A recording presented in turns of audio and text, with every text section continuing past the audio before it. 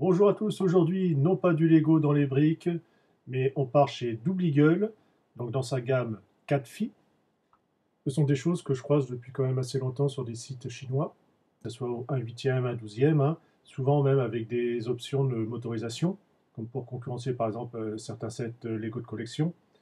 Et c'est ainsi voilà, que depuis un petit moment, en passant à Noz, je vois directement voilà, des petits modèles comme ça, ou un douzième, qui ont l'air assez sympathiques, façon un petit peu, on va dire, Speed Champion, hein, entre guillemets, de chez Lego, mais avec en plus la fonction directement radiocommandée, donc tout intégré.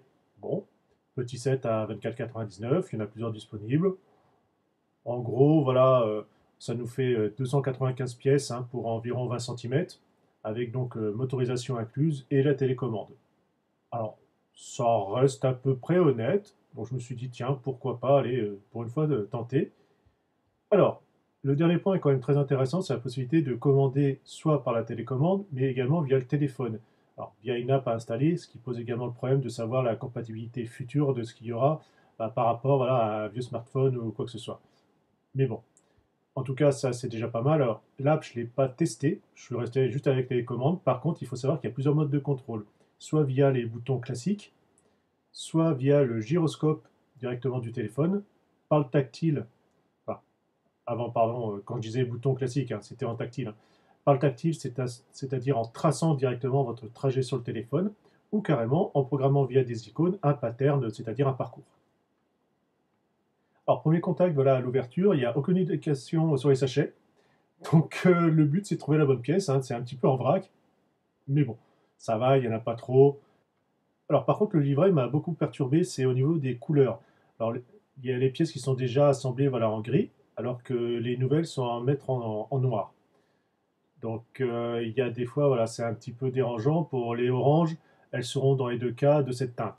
Donc voilà, j'aurais préféré avoir uniquement des couleurs dites de la pièce concernée, c'est-à-dire un côté monochrome et quelque chose d'un peu plus contrasté pour dire que la pièce, voilà, c'est la nouvelle qu'on vient clipser à cet endroit-là.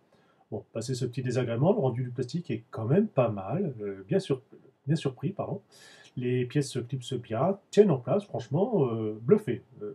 Pour avoir effectivement monté différents chaos, c'est-à-dire le Faucon Millennium UCS de chez Lépine, ouais, ça se clipsait moyennement. La Cyan en technique en 1/8, c'était moyen aussi. Il y avait du bon comme du moins bon.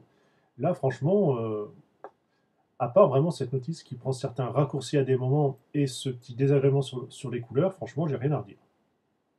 Alors à la fin, vous aurez les stickers à poser. Bon, ils sont simples, voilà. Mais au moins, ils sont épais, ils collent bien. Ça, c'est déjà pas mal, c'est une bonne chose à redire. Petit détail intéressant, on a l'aileron qui s'incline sur la voiture. Ça fait toujours son effet.